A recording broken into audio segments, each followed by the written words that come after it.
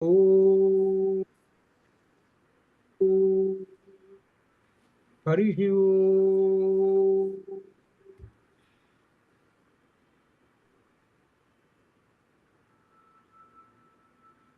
గురు బ్రహ్మ గురు విష్ణు గురు దేవో మహేశ్వర గురు సాక్షాత్ పరం బ్రహ్మ తస్మై శ్రీ గురవే నమః. జ్ఞానానందమయం దేవం నిర్మలస్ఫటికాకృతిం ఆధారం సర్వ విద్యానాం హయగ్రీవముపాస్మహే. అజ్ఞానతిమిరాంధస్య జ్ఞానాంజనశలాకయా చక్షురున్మిలితం येन తస్మై శ్రీ గురవే నమః. ఓం సింధూరారుణ విగ్రహాన్ త్రినయనాం మాణిక్యమౌళిస్ఫురత్తారానాయకశేఖరాంస్మితముఖీం కాపీనవక్షోరుహాం పాణిభ్యామళిపూర్ణరత్నచషకం రక్తోత్పలం బిభ్రతి సౌమ్యాం రక్తఘటస్థరత్వచరణాం ధ్యాయేత్ పరాం అంబికాం ధ్యాయేత్ పద్మాసనస్థాం వికసితవదనా పద్మపత్రాయతాక్షీం హేమాభాం పీతవస్త్రాం కరకలితరసత్యేమ పద్మాం వరాంగీం సర్వాలంకారయుక్తాం సతతమభయతాం భక్తనమ్రాం భవానీం శ్రీవిద్యాం శాంతమూర్తిం సకలసురనుతాం సర్వసంపత్ప్రదాత్రీ సకుంకుమ విలేపనాం అళికచుంబి కస్తూరికాం సమందహసితే క్షణా సశరచాపపాశాంకుశాం అశేష జనమోహినీం అరుణమాల్యఘోషోజ్వలాం జపా కుసుమ భాసురా జప విధౌ స్మరే తంబికాం ఓం ఐం హ్రీం శ్రీ మహాలక్ష్మీ నమః. ఓం ఐం హ్రీం శ్రీ మహాసరస్వత్యై నమః. ఓం ఐం హ్రీం శ్రీ మహాకాళ్యై నమః. ఓం. చివరి మూడు నామములు అమ్మవారి యొక్క మూడు అంటే త్రికోణంలో వచ్చినటువంటి నామాలు. ఈ మూడు నామాలు కనుక చెప్పుకుంటే మొత్తం లలిత అంతా చెప్పుకున్నట్టే, అంటే బాలా మంత్రాన్ని మనం ఉపాసించినట్లే అనమాట. అనగా త్రికోణంలో ఉన్న మూడు బిందువులు మహాలక్ష్మి, మహాసరస్వతి, మహాకాళి, వీటికి మూల మంత్రాన్ని చేర్చి ఐం హ్రీం శ్రీం అనే మూల మంత్రాన్ని చేర్చి చెప్పుకుంటే మనం ఏంటంటే మనం తొందరగా పోవాలి, టైం లేదు, మరి ఎట్లా, అందుకని ఎటువంటిప్పుడు ఏం లేదు, శుభ్రంగా ఒక్కసారి ఆ దీపం వెలిగించగానే ఈ మాట చెప్పు. ఓం ఐం హ్రీం శ్రీ మహాలక్ష్మీ నమః. ఓం ఐం హ్రీం శ్రీ మహాసరస్వతి నమః. ఓం ఐం హ్రీం శ్రీ మహాకాళ్యై నమః. నమస్కారం చేసి ముందుకోవాలి. మన టైం లేదు, మొత్తం మీద 5 నిమిషాలు అంతకన్నా పట్టదు. ఇది ఎప్పుడంటే మనకి అవకాశం లేనప్పుడు, సరే ఈ వీకెండ్స్ ఉన్నప్పుడు ఎంతసేపు అయినా తీసుకోవచ్చు. అంటే ఈ మూడు నామాల నుంచే మొత్తం 997 నామాలు వచ్చినాయి. అవి అదనమాట, అది ముఖ్యం. అందువల్ల సులభమైనటువంటి త్రికోణాల నుంచి వచ్చినటువంటి. సరే, ఇప్పుడు మనం నిర్గుణ నామాలను, అమ్మవారి నిర్గుణ నామాలను అధ్యయనం చేస్తున్నాము. ఈ నిర్గుణ నామములన్నీ దేనికంటే ఉపనిషత్తు. ఈ మొత్తం ఉపనిషత్తు అంతా రెఫర్ అవుతున్నది. ఇప్పుడు ఈ ఉపనిషత్తు మనం వెనక చదువుకునే మళ్ళీ ఇప్పుడు వస్తున్నాయి. ఉపనిషత్తు, భగవద్గీత వస్తున్నాయి. అందుకనే లలిత అంటే అర్థం ఏమిటంటే ఉపనిషత్తులో ప్రధానమైనటువంటి ఉపనిషత్తులు, శాస్త్రాలు ఇట్లా ఏవైతే ఉన్నాయో అవన్నీ ఇందులో వాటి సారవంతా ఉన్నటువంటిది లలిత. అందువలన ఈ లలితలో ఇప్పుడు వచ్చేటువంటిది ఏమిటంటే ఈ నిర్గుణ నామాల్లో 136 నామం, 136 నిత్యా అనేటువంటి నామం. నిత్యా అనేటువంటి నామం, ఈ నిత్య అనేటువంటి నామం త్రికాలముల యందు ఉండున్నది. త్రికాలములు భూత భవిష్యత్ వర్తమాన కాలము త్రికాలముల యందు ఉండున్నటువంటిది నిత్య అనేటువంటి నామం. ఇక్కడ నిత్య అనేటువంటి నామం ఇంకో విశేషం ఏంటంటే మనకు నిత్య తిథి నామములు ఉన్నాయి. తిథి మండల దేవత ఉన్నారే, తిథి మండల దేవత మనం చెబుతుంటాం చూసారా. దానిలో చతుర్దశి వరకు చెబుతాం అనమాట. చెప్పిన తర్వాత చతుర్దశి పౌర్ణమి వరకు చెప్పిన తర్వాత 16వ కళ ఉన్నది, అదే మహానిత్య. అది ఆ మహానిత్య అనేటువంటిదే పరబ్రహ్మ స్వరూపము. ఆ పరబ్రహ్మ స్వరూపమైన మహానిత్య అమ్మవారి శిరస్సు మీద, అయ్యవారి శిరస్సు మీద ఉంటుంది. ఆ నిత్యా కళలోనే ఇద్దరు కలిసి ఉంటారనమాట. అనగా శివ శక్తులు రెండు కలిసినటువంటి నిత్యా కళ, అది అర్థమవుతుంది. 16వది, అది ఇంకొక అర్థం అనమాట. ఈ నిత్య అనేటువంటిది ఏమిటి అంటే పరబ్రహ్మాన్ని సూచించేటువంటిది, అది విశేషమైనటువంటి దీనిలో. నిత్య అనగానే ఏమని అర్థం వస్తుందంటే లలితా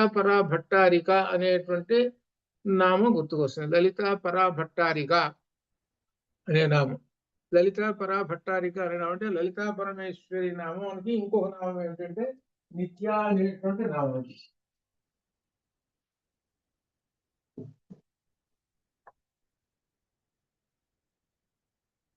లలితా పరా భట్టారిక, నిత్య అంటే శాశ్వత అనే ఇంకొక అర్థం అనమాట. నిత్య అనేటువంటి ఇక్కడ త్రికాలముల ఎందు ఉండునది, క్షణికము కానిది, శాశ్వతమైనటువంటిది ఆత్మ. దీని గురించి మనకు ఇందులో మనం గీతలో కూడా వచ్చింది. అజో నిత్య శాశ్వతోయం పురాణ వేదా వినాశనం నిత్యం యయేవ మజమవ్యయం అని వచ్చింది. ఇవి భగవద్గీతలో వచ్చినటువంటి. ఇక దీనిలో అసలు ప్రధానమైనటువంటి ఏంటంటే ఉపనిషత్తుల్లో నుంచి కఠోపనిషత్తులో వచ్చింది ఏమిటి ఆత్మతత్వాన్ని గురించి. ఇక్కడ 81వ పేజీ ఇది కఠోపనిషత్తు. మీరు ఇక్కడ ఉపనిషత్తులు పక్కన పెట్టుకోవాలి. కఠోపనిషత్తులో 81వ పేజీ అశబ్దం అస్పర్శం అరూపం అవ్యయం తథా అరసం నిత్యం. అక్కడ ఇన్ని లక్షణాలు చెబుతున్నారు ఆత్మకు. నిత్యం అగంధవతు యత్ అనాద్యంతం అనాది అనంతం అనాది అనంతం భగతః పరం ధ్రువం నిజాయ తన్మృత్యు ముఖాత్ ప్రముచ్యతే. దానిలో ఇన్ని లక్షణాలు చెప్పారు బ్రహ్మమునకు. దానిలో నిత్య అనేటువంటి ఒక లక్షణం చెప్పారు. అశబ్దం అస్పర్శం, ఇది పరబ్రహ్మ, నిర్గుణ పరబ్రహ్మానికి లక్షణం చెప్పండి అని కనుక ప్రశ్న వేస్తే ఈ మంత్రాన్ని చెప్పడం అదే అనమాట. అందుకని మీరు గుర్తుపెట్టుకోవాలి ఏంటంటే నిర్గుణ పరబ్రహ్మానికి లక్షణములు. కాబట్టి మనకు ఈ కఠోపనిషత్తులో ఉన్నటువంటి ఇది శబ్దం స్పర్శం రూపం అవ్యయం అనిత్యం అలా ఈ విధంగా అనిత్యం నిత్యం ఇదే తథారసం నిత్యం అగంధవతు అవ్యయం నిత్యం అవ్యయం నిత్యం అవ్యయం నిత్యం అవ్యయం. ఇక్కడ ఒక విశేషం కూడా మీకు పక్కదారి తీసుకుపోతున్నాను, కొంచెం పక్కదారి తీసుకుపోతున్నాను. ఎందుకంటే ఇది మీకు కూడా చాలా మంది పెద్దవాళ్ళకు కూడా మాలాంటి వాళ్ళకు కూడా మొట్టమొదటి తట్టల తర్వాత పరిశోధన చేసి ఒక పుస్తకం రాశారు రాజగోపాలాచార్యులు గారు. వారు రాసిన అభిప్రాయాలు కూడా నా పుస్తకాల్లో కూడా ఉన్నాయి, ఇప్పుడు కూడా ఉన్నాయి. ఏమిటో తెలుసు, మనకు వ్యాకరణం చదువుకున్నాం కదా, గ్రామర్ చదువుకున్నాం కదా. గ్రామర్లో ఏమొచ్చినాయి? తత్పురుష సమాసము వచ్చినాయా? అలానే అవ్యయం, ఇది భాషా భాగములు రాయము అన్నప్పుడు అవ్యయము నామవాచకము ఇట్లా రాస్తున్నావా లేదా? అది గ్రామర్లో ఉన్నది అనేటువంటి దాంతో దృష్టితో ఉంటాం. కానీ అసలు దృష్టి ఏమిటనంటే అది పరమాత్మని గురించి చెప్పేది. అవ్యయ అంటే ఎవరు? పరమాత్మ. ఏంటి అర్థం కాల? ఇదేనమాట అవ్యయ పరమాత్మ. తత్పురుష షష్ఠీ తత్పురుష సమాసము, ద్వితీయ తత్పురుష సమాసము అని రాస్తున్నాం కదా. తత్పురుష తత్పురుష తత్ ఎవరు? ఆ పరబ్రహ్మమే పురుషుడు ఇక్కడ. అది అలానే కర్మధార సమాసంలో విశేషణం విశేషేణ బహుళం నీలంచ తత్ ఉత్పలంచ నీలోత్పలం అని వ్యాకరణం. అంటే నల్లని కలువా అని చెబుతున్నాం. దీన్ని ఒక ఉదాహరణ భగవంతుడిని కూడా చెబుతున్నాం. విశేషణ పూర్వం నల్లని వాడు శ్యామవర్ణం కలిగిన వాడు రాముడు ఇట్లా అనమాట. అంటే ఏమిటనమాట ఇవన్నీ? ఎక్కడుంది వ్యాకరణము? దేనిలో ఉంది? దీన్ని ఏమంటారు వ్యాకరణాన్ని అంటే? వేదాంగము. వేదములకు అంగములలో 6 అంగములలో వ్యాకరణము ఒకటి. అంగము అంగి అనేటువంటి శబ్దాలు ఉన్నాయి. అంగి అంటే ప్రధానమైనటువంటిది. ఏమిటి? వేదం. వేదమునకు అవయవాలు ఇవి ఏమిటి? వ్యాకరణము, జ్యోతిషము, శిక్ష అనేటువంటి 6 వ్యాకరణానికి ఆ వేదానికి అంగములు. అంటే ఈ 6 వేదాంగాలు చదివి అర్థమైతే లోపల వేదంలో ఏం చెప్పాడో అర్థమవుతుంది. అది నాకు వేదం అర్థమైందండి అన్నాడు అనుకోండి ఎవరన్నా, అంటే ఈ 6 అర్థమైతే కానీ అది అర్థం కాదు. అది వాటిల్లో వ్యాకరణం అనేటువంటిది ఒక భాగం. అది ఈ వ్యాకరణం అనేటువంటిది భాషను గురించి చెబుతూ అర్థం చెబుతూ దాన్ని సరిగ్గా పదాన్ని నిబద్ధించేస్తుంది అనమాట. అది వ్యాకరణం. ఆ వ్యాకరణం ఎవరైతే పట్టుకుంటారో ఏ భాషకైనా సరే వ్యాకరణం, ఏ భాషకైనా వ్యాకరణం, వ్యాకరణాన్ని సరిగా పట్టుకుంటాడో వాడికి భాష వశం అవుతుంది. వ్యాకరణం పట్టుకున్న వాడికే భాష వశం అవుతుంది. వ్యాకరణం పట్టుకోకపోతే భాష వశం కాదు. ఏదో కాసేపు మాట్లాడుకోవటం అంతే. అందుకనమాట దీనిలో విశేషమైంది. అందుకని ఇక్కడ అవ్యయం అనేటువంటి మాట వచ్చేటప్పటికి మీకు కొంచెం విశేషంగా చెబుతాను అనమాట దానిలో. కాబట్టి వ్యాకరణంలో ఉన్నది ఏంటయ్యా అంతానంటే పరమాత్మ తత్వము ఉన్నది. అది అర్థం.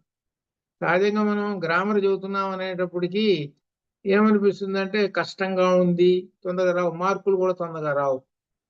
ఎక్కువగా మేము చదువుకునేటప్పుడు కూడా ఎక్కువ మంది తప్పేది గ్రామర్ పేపర్లోనే తప్పుతారు. మిగిలిన పేపర్ అంతా పాస్ అవుతారు, గ్రామర్ పేపర్లోనే తప్పుతారు. అదే అనమాట. మా గ్రామర్ పేపర్లోనే ఎక్కువ వచ్చిన మార్కులు, తెలుగులో రాలేదు. గ్రామర్ పేపర్లో వీటిల్లో అది అట్లా. ఎందుకంటే గ్రామర్ అనేటువంటిది, వ్యాకరణం అనేటువంటిది భాషకి పట్టు. అది అందువనమాట.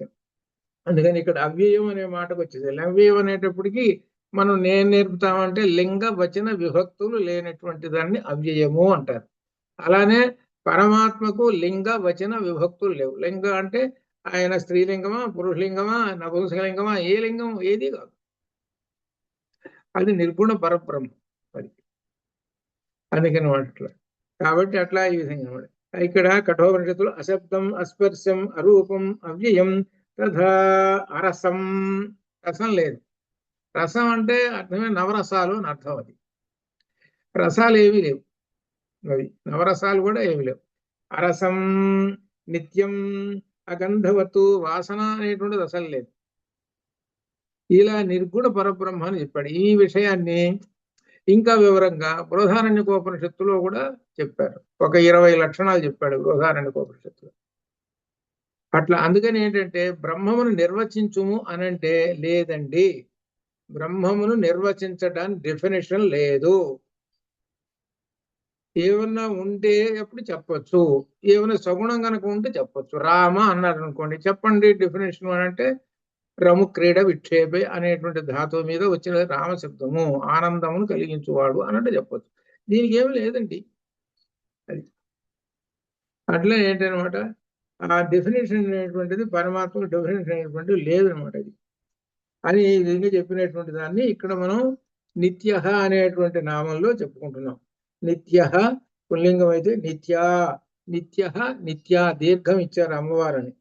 అజో నిత్య శాశ్వతోయం పురాణ వేద వినాశనం నిత్యం ఏవం అజవ్యయం. ఆత్మతత్వం గురించి 2వ అధ్యాయంలో 18 శ్లోకాలు ఉన్నాయి. 2వ అధ్యాయం ఒక విశేషంగా ఉంటుంది. ఒకటి ఆత్మతత్వము, రెండోది ఏమిటంటే విశేషమైనటువంటిది ఇంకొక 18 శ్లోకాలలో ఉన్నటువంటిది అనమాట. ఏమిటనమాట, దీన్ని ఆ మనిషి యొక్క స్థితిని చెప్తుంటే స్థితప్రజ్ఞత. అది ఈ రెండు చెప్పటం ఎట్లా చెప్పాడంటే ద్వితీయాధ్యాయంలో అర్జునుడు చెప్పేటప్పుడు ఏం మొదలుపెట్టి చెప్పాడనంటే మొట్టమొదటి ఆత్మతత్వం చెప్పాడు. ఇది దీనిలో గొప్ప విశేషం ఉన్నది. ఏమిటో తెలిసిన పాఠం ఎట్లా చెప్పాలి, పాఠం ఎట్లా చెప్పాలి విద్యార్థికి అనేటువంటి లక్షణం భగవద్గీతలో ఉంది. అందుకని ప్రొఫెసర్స్ ఎక్కువగా ఈ భగవద్గీతను చదువుతారు. భగవద్గీతలో పాఠం అంటే ముందు మెయిన్ హెడ్డింగ్స్ వచ్చేస్తాయి. ఏ మెయిన్ హెడ్డింగ్స్? ఆత్మతత్వం వచ్చింది, తర్వాత స్థితప్రజ్ఞత వచ్చింది. ఈ రెంటి మీదనే బేస్ అయ్యి, 2 స్తంభముల మీదనే బేస్ అయ్యి ఇదంతా నడుస్తూ ఉన్నది. అందుకని ఏంటంటే అది 18 శ్లోకాలు, ఇది 36 శ్లోకాలు. ఈ 2 అర్థమయ్యి ఆచరణ చేసుకున్నాడంటే వాడు ఇక అన్ని పొందినట్టే. ఇది అంత గొప్ప విశేషం. ఇది 2వ అధ్యాయంలో ఉన్నటువంటి. కాబట్టి 2వ అధ్యాయంలో ఆత్మతత్వాన్ని గురించి ఉన్నది. అది ఒకసారి గ్రహించండి అనేటువంటిది కూడా దీనికి మనకు చెబుతున్నారు. ఇది నిత్య అనేటువంటి మాట అమ్మవారి యొక్క నామాల్లో ఒకటి. నిత్య నిర్గుణ పరబ్రహ్మము, సత్యం జ్ఞానం అనంతం బ్రహ్మ. ఆ నిత్య ఏమిటంటే సత్యమైనటువంటిది, జ్ఞానమైనటువంటిది, అనంతమైనటువంటిది, శాశ్వతమైనటువంటిది అని చెబుతున్నారు ఆ బ్రహ్మస్వరూపం. ఈ సత్యజ్ఞానం అనంతం బ్రహ్మ అనే ఈ మంత్రం తైత్తీర్యంలోది. ఇది తైత్తీర్యం అనేటువంటిది చదువుకుంటే ధర్మాలు తెలుస్తాయి. తైత్తీర్యంలో ధర్మాలు చెబుతున్నారు. ఏమిటంటే ఇది ధర్మం. ఇప్పుడు మాతృదేవో భవ, పితృదేవో భవ, ఆచార్య దేవో భవ అనేటువంటి నామాలు వచ్చినాయి అంటే ఎక్కడి నుంచి వచ్చినవి అని అంటే తైత్తీర్యంలో నుంచి వచ్చింది. అట్లా అనమాట. అది అట్లా ఆ విధంగా తైత్తీర్యంలో మనకు ధర్మాలు చెప్పారు. దానం ఇవ్వటం అనేటువంటి విషయం, అలా ఆ విధంగానే నీకు తెలియని విషయాలు తెలుసుకోవటం ఎట్లా, ఇవన్నీ దానిలో వివరంగా చెప్పారు. అట్లా అనమాట తైత్తీర్య ఉపనిషత్తులు. అది అక్కడ అధ్యయనం చేసుకుంటూ తెలుస్తుంటుంది. సరే, ఇంతతో నిత్య అనేటువంటి నామాన్ని చెప్పుకున్నాము. నిరాకార, ఆకారం లేదు అంటే నిరాకార నిర్గుణ, సగుణం కాదు. ఇప్పుడు చెబుతున్నది అంతా నిరాకార నిర్గుణము. ఆ అమ్మవారికి ఏమీ లేదు. ఏంటంటే మనకు ఉపాసన చేసుకోవాలి కనుక అమ్మవారిని సగుణ రూపంలో చేసుకుంటాం. అమ్మవారు ఎవరు అంటే పరబ్రహ్మము. పరబ్రహ్మానికి రూపం ఏమి లేదు అని చెప్పడానికి మొట్టమొదట నిత్య అనే నామమే చెప్పారు. కాబట్టి ఏ రూపము లేదు, నిరాకార నిర్గుణ అనమాట.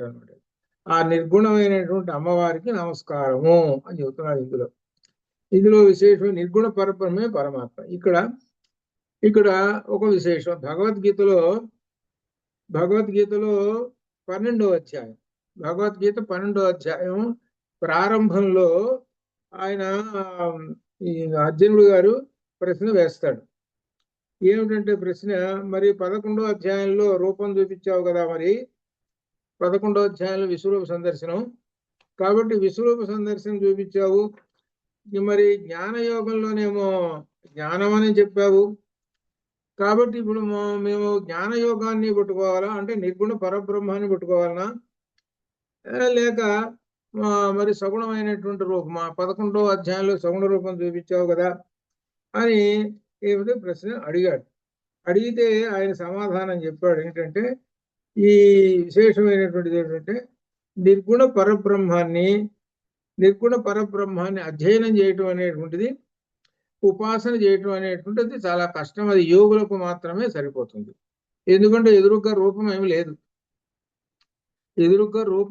రూపం కనుక ఉంటే ఆ రూపాన్ని చూస్తూ ఎప్పుడైతే రూపాన్ని చూసామో మనస్సు నిలబడుతుంటుంది.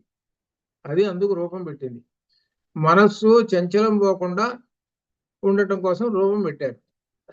ఆ రూపాన్ని పెట్టేసి దానికి సంబంధించినటువంటి మంత్రాలు వీటన్నిటిని పెట్టారు. ఆ రూపంలో కూడా ఏం పెట్టారని అంటే జ్ఞానం చెప్పి. అందుకని అమ్మవారి యొక్క మూడు కూటములు అంటే శిరస్సుకేమో శ్రీమద్ వాగ్భవ కోటైక స్వరూప పంకజ, కంఠాద కటివర్ణ మధ్యకోట స్వరూపిణి, శక్తి కోటైక తాపన్న, కట్యధో భాగధారిణి అనే మూడు కూటములు జ్ఞానం ఉన్నది. దానిలో అర్థం చేసుకోండి. అది అనే ఏంటనమాట, ఈ సగుణ బ్రహ్మాన్ని ఉపాసించేటువంటి వాడు ఆకారం చూస్తూ అందులో ఉండే జ్ఞానాన్ని కూడా అర్థం చేసుకుంటూ లీనమైపోతుంటాడు. అది ఇక్కడ అర్థం. అనగా మనస్సుని అక్కడే పెట్టేస్తాడు. అదే ప్రధానంగా కావాల్సింది. మనస్సుని ఎప్పుడైతే అక్కడ పెట్టావో మనస్సు బుద్ధిలో లయమైపోతుంది, బుద్ధి ఏమో ఆత్మలో లయమైపోతుంది. అందుకోసం సగుణ బ్రహ్మం పెట్టారు. అది ఎవరు చేయగలుగుతారంటే మనం మాత్రమే చేయగలుగుతాం. ఎవరో గృహస్థులు అని అర్థం. యోగులు కంటారా, వాళ్ళకేం రూపం అక్కర్లేదు. వాళ్ళు ఎక్కడో అడవుల్లో కూర్చొని, ఎక్కడో కొండల్లోనో నదీ తీరాల్లో కూర్చొని తపస్సు చేసుకుంటూ నిర్గుణ పరబ్రహ్మాన్ని దర్శనం చేసుకుంటూ ఉంటారు వాళ్ళు. అది అందువలన నిర్గుణము తర్వాత సగుణము వచ్చింది ఎందుకోసము అని చెప్తున్నది. కాబట్టి ఇక్కడ చెప్పుకునేది ఏంటంటే నిర్గుణ పరబ్రహ్మాన్ని గురించి చెబుతున్నారు. ఇక్కడ దీనిలో చెప్తుంది ఏంటంటే పరమాత్మకు సాకారం కల్పించి మనసు లగ్నం చేసి భక్తి యోగం ద్వారా నిర్గుణ పరబ్రహ్మమును చేరుటకు, అనగా సగుణ బ్రహ్మాన్ని ఆరాధిస్తూ నిర్గుణంలోకి వెళ్ళాలి. డైరెక్ట్ గా నిర్గుణంలోకి నువ్వు వెళ్ళలేవు. నీవు సగుణ బ్రహ్మాన్ని ఆరాధిస్తూ నిర్గుణంలోకి వెళ్ళాలి అది చెబుతున్నాడు. ఆ సగుణ బ్రహ్మం ఆరాధించేటప్పుడే నీవు క్రమంగా జ్ఞానపరమైన విశేషాలు తెలుసుకుంటుంటే నిర్గుణంలోకి వెళ్ళిపోతావు. నిర్గుణంలోకి వెళ్ళిపోయినప్పుడు మోక్షము సిద్ధి, మోక్షం అప్పుడు లభిస్తుంటుంది, నిర్గుణంలోనే లభిస్తుంటుంది. ఋషులు వాళ్ళందరూ నిర్గుణంలోనే, వాళ్ళు జీవన్ముక్తులు అంటారు దాని అర్థం. నిర్గుణంలోనే పొందినటువంటి వాడు జీవన్ముక్తులు. సగుణాన్ని పట్టుకునేటువంటి వాళ్ళు ఆ పరబ్రహ్మంలో లీనం కావడం, సగుణం వల్ల లీనం అవుతారు నిర్గుణంలోనూ. వాళ్ళు జీవన్ముక్తులు. వీళ్ళు అట్లా కాదు. వీళ్ళు మోక్షాన్ని పొందడానికి తగినటువంటి ఉపాసనాదులు, ఉపాసన ఇటువంటి అనేకమైన చేస్తున్నాయి కానీ కుదరదు. వాళ్ళకి ఉపాసనలు అవి ఇవి ఏమక్కర్లేదు. మనకు చాందోగ్యంలో వచ్చినాయి చాలా ఉపాసనలు. ఆ ఉపాసనలు మనకు కావాలి, వాళ్ళకి అక్కర్లేదు ఉపాసనలు. ఉపాసనల ద్వారా మనం వెళతాం అనమాట. అని ఆ నిర్గుణ పరబ్రహ్మాన్ని చెబుతున్నాడు. అవ్యయుడు, నిత్యుడు, సనాతనుడు, స్త్రీ, నపుంసకలింగాలు మూడు ఏమి లేవు ఆయనకు. భగవద్గీతలో నిరాకారం గురించి బ్రహ్మణోహి ప్రతిష్టాహం అమృతస్య అవ్యయస్య చ శాశ్వతస్య చ ధర్మస్య సుఖస్య ఏకాంతికస్య చ. ఇదనమాట. దీనిలో నిర్గుణ పరబ్రహ్మాన్ని గురించి 14:27లో ఉన్నటువంటి బ్రాహ్మణోహి ప్రతిష్టాహం. మీ దగ్గర పుస్తకం ఉంది కాబట్టి ఇంకా వివరంగా చెప్పక్కర్లేదు, మీ అందరి దగ్గర ఉన్నాయి కదా లలిత పుస్తకం, అది ఆ పేజీ తీసుకుంటే సరిపోతుంది. 137వ నామం అనమాట అది. కాబట్టి నేను అమృతమునకు వినాశము లేని, అవ్యయమునకు వికారములు లేని, శాశ్వతమునకు నిత్యము, ధర్మమునకు ఆశ్రయమైన బ్రహ్మమును అనే విధంగా ఈ శ్లోకానికి అర్థం అనమాట. ఈ నామమును శ్రీమాత నిర్గుణ పరబ్రహ్మగా తత్వ విచారముతో భావించి ఉపాసించవలను. తత్వ విచారముతో. అందుకని అర్చన చేసేటప్పుడు, అందుకని మొట్టమొదటి చెప్పాం, అర్చన కాలే రూపకథ, అది ఇదివరకు చెప్పుకున్నాం. అలానే తత్వం గురించి తత్వం విచారిస్తూ చేస్తుంటే, అంటే ఇప్పుడు మనం తత్వాన్ని విచారణ చేస్తున్నాం. ఇప్పుడు మనం ఏం చేస్తున్నామో తెలుసునా? అధ్యయనం అని సహజంగా అనుకుంటున్నా కానీ అధ్యయనం అనే మాట పక్కన పెట్టి అసలు ఏం చేస్తున్నాం అని అంటే అమ్మవారిని అర్చన చేస్తున్నాం. ఇది తత్వ విచారం. తత్వ విచారం ఎప్పుడైతే చేస్తున్నామో అప్పుడు అమ్మవారు లేక అయ్యవారిని గురించి పూజ చేస్తున్నట్టు లెక్క. అది మనం అది ఉపనిషత్తు చెబుతున్నా, లలిత చెబుతున్నా, అట్లా ఈ విధంగా ఏవైనా చెప్పుకుంటున్నామనంటే పరమాత్మను అర్చన చేస్తున్నాము. ఈ అర్చన అనేటువంటిది మనం రోజు చేసేటువంటి అర్చనలు ఉంటాయి. ఏమిటంటే పుష్పాలతోటి, కుంకుమతోటి, వాటికన్నా 100 రెట్లు ఎక్కువ. ఒక్కరోజు 1 గంట సేపు కన్నా తత్వ విచారం చేశామంటే దానికన్నా 100 రెట్లు ఎక్కువ పూజ. అది అంత గొప్ప విశేషం అందనమాట. అందువల్ల ఇది జ్ఞానపరమైనటువంటి, జ్ఞానము అంటేనే అర్థం ఏమిటి? సాక్షాత్తుగా పరమాత్మ స్వరూపం. అందుకని అమ్మవారు జ్ఞాన విగ్రహ, జ్ఞానద అనేటువంటి 2 పేర్లు అమ్మవారికి ఉన్నాయి. జ్ఞానమే అమ్మవారి యొక్క శరీరం, ఆపాదమస్తకము జ్ఞానమే. ఆ జ్ఞానాన్ని గురించి మనం తత్వ విచారం చేస్తుంటాం. అలా చేస్తుంటేనే అమ్మవారు క్రమక్రమంగా ఇంకా మనకు జ్ఞానమును అనుగ్రహిస్తూ ఉంటుంటుంది. అది అనమాట. అని నిరాకార అనేటువంటిది నిర్గుణం గురించి చెప్తున్నాం. నిరాకార మరి ఆకారం సగుణం దేనికి? భక్తి కొరకు. ఇప్పుడు అన్ని ఆలయం అంటే భక్తి యోగము అని అర్థం. ఒకటే ఇంట్లో మనం బొమ్మ పెట్టుకొని చేస్తున్నాం అంటే భక్తి యోగం. ఇట్లా ఈ విధంగా భక్తి అనమాట. ఈ భక్తి ద్వారా మనం ఆ జ్ఞానాన్ని సంపాదించుకొని పరమాత్మ యొక్క అనుగ్రహం పొందడం కోసం అది అని చెప్తూ ఇంక తర్వాత నిరాకుల అనే నామం. నిరాకుల 138. నిరాకుల ఎటువంటి వ్యాకులత లేనటువంటిది. చంచలమైన మనసు గల వారు వ్యాకులత కలిగి ఉంటారు. వ్యాకులత అజ్ఞానం వల్ల కలుగుతుంది. ఇక్కడ మనశ్చంచలహి కృష్ణ అని గీతలో అన్నాడు కదా. నువ్వు ఇన్ని చెబుతున్నావయ్యా, జ్ఞానయోగం అంతా ఇదిగా చెబుతున్నావు, మరి మనస్సు నిలబడితేనే కదా. చంచలమైనటువంటి మనస్సు ఎలా అని ప్రశ్న వేశాడు. ఇక్కడ విశేషం ఉన్నది ఏమిటంటే, గురువు గారు శిష్యుడు పాఠం చెబుతుంటే శిష్యుడు కొంచెం సందేహాలు వచ్చినప్పుడు శిష్యుడు ప్రశ్న వేస్తాడు. ఆ ప్రశ్న ఏం వేసాడు అనమాట, చంచలహి మన కృష్ణ అన్నాడు. అంత క్రితం ఏమన్నాడు? చంచలమైనటువంటి మనస్సును ఎలా నిగ్రహించేది అని ఆయన ప్రశ్న వేశాడు. నువ్వు చెబుతున్నది అంతా బాగానే ఉంది, పెద్ద ఉపన్యాసం చెప్పావు, అసలు మనస్సు నిలబడదండి, ఏం చేయమంటావు అని అన్నాడు. దానికి సమాధానం చెప్పాడు 6వ అధ్యాయంలో. ఒక 6 విధాలు చెప్పుకుంటూ వచ్చాడు. చంచలమైనటువంటి మనస్సును నిగ్రహించేది ఎట్లా, అభ్యాస యోగ యుక్తేరా అని వరుసగా చెప్పుకుంటూ వచ్చాడు.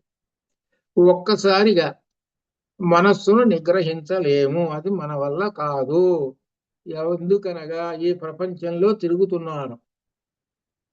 ఈ ప్రపంచంలో అదే మహర్షులు ఉన్నారనుకో, అడవిలో ఉంటారు, వాళ్ళకేం ప్రపంచం కనపడుతుంటుంది?